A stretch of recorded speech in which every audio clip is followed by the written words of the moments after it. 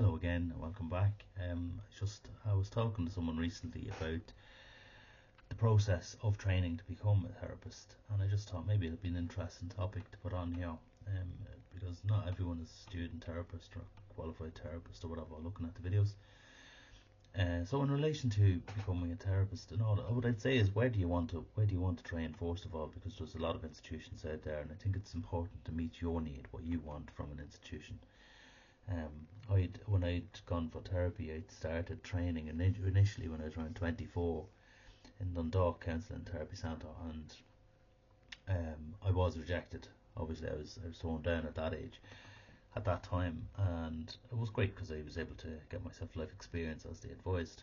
But then when you move on now, therapy has moved on so much over those years that now they're looking for people. You qualify with either a degree or a master's now, so used to be years ago that you'd go in and you'd get a diploma and you'd come out and no more expectations of you. But now the pressure is on that you need to have a higher standard of training. So it's very important to find out, is this qualification that you come out with from whatever institution you choose, can that transfer into the real world? Can you use that, and is it acceptable by the accreditation bodies? Because accreditation, although not vital, is it's comfortable, it's good. It's good to have a stamp of an accrediting body on your qualification. Um, so first thing, I think, just research where you want to work. If it's like of a big college, have a look, what do they offer, does it align with your own beliefs? Because you don't want to change yourself and your beliefs too much to train just to become a therapist, because it's going to be incongruent. You're not going to be comfortable with that. So I was very fortunate. I was rejected. I was rejected initially when I went for my most recent one. I was rejected by DCU, and um, that rejection was actually brilliant because I'd asked in a follow-up email, what do I need to do to improve, because I will be planning to apply again. And they told me basically you'd need, um, you know, say when you're going for a master's, especially, you need an undergraduate, so you'd need a degree or a grad dep or something, which I had, and then you would need some work. So if you had voluntary work in one of the organisations, now with Gardner Street in Dublin Council Therapy Centre, where I finally chose to train, they didn't require that, but for me it was so helpful because it did give me a leg up.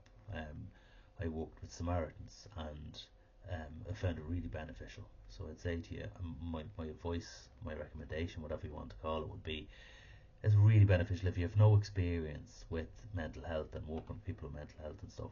It would be worthwhile reaching out and going to these organisations, if it's Samaritans, if it's SOSAD, if it's Pieta, if it's there's Childline, and there's so many out there. So it'd be worth your while even trying out a few. If it doesn't work, try another one, and so on. Because it's voluntary, they're very, very grateful. There's really good training in it for people who want to move into this field. And then when I went eventually, I'd applied to two areas, to two places. I reapplied to DCU, and I also applied to Gardner Street. Now, after research, I hadn't known about Gardner Street, Dublin Counselling and Therapy Centre. I hadn't heard of this, I hadn't been familiar with this until someone had said to me, maybe look this up, because they could see what I couldn't see. They seen that this aligned with my values, and I actually looked it up, and I was like, I love this. This is amazing. I love this place. This is where I want to go.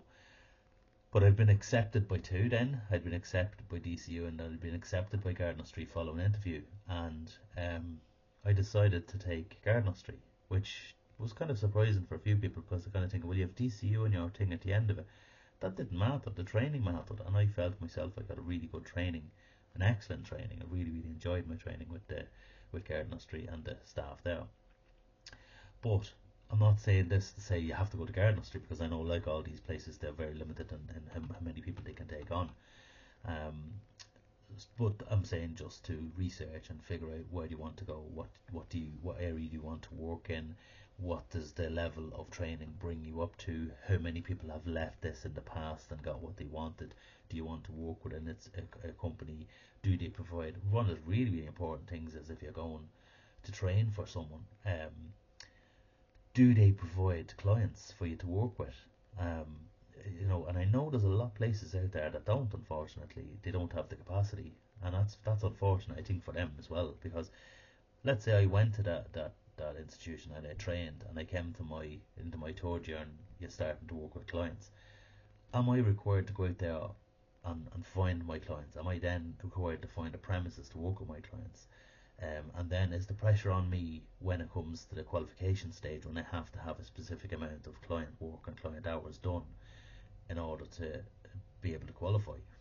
This is really worth it, checking out before you go and pick a place to work at. I wouldn't look at the place and say, oh well, that place there, uh, ABC institution does this and it's only 2,000 a year, and it's so much cheaper than anyone else, because that's not the thing. If you're going for a place to train and you're looking at, are they really good? Are they good? First of all, what's the how many people have come out the other side? What's the qualification? What's their ethos? What's their beliefs?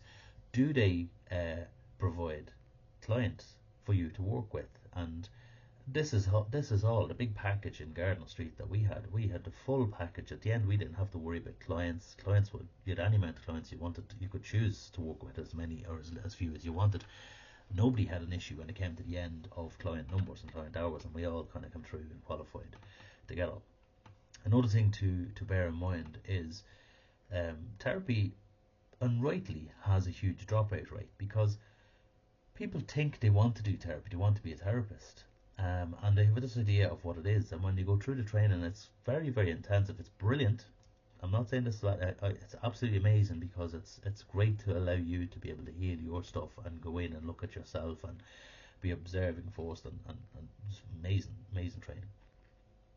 But it can reach a point where people just can't continue, and it's huge. There's a huge dropout rate on all of these. My group was started at 18, and if I think it was original of our original group, 10 of us finished, and we had an extra person, so 11 finished overall, and an extra person came from a previous year who had previously dropped off. So it's a huge dropout rate. So when you're going, just be aware, because that can be quite difficult as well, because you make friends very, very early on in these groups and these courses, and these people tend to drop off and go on their own way and live their own life, and maybe decide to go a different direction, which is lovely. There's nothing wrong with that.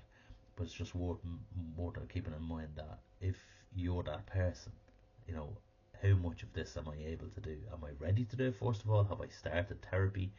Am I able to do it? Because a lot of people I know from my group, that when we started, some hadn't ever done therapy before, which is a huge jump into the cold water, because you're just going, whoa, it's a huge shock to your system. Whereas I had done years of therapy before I started training.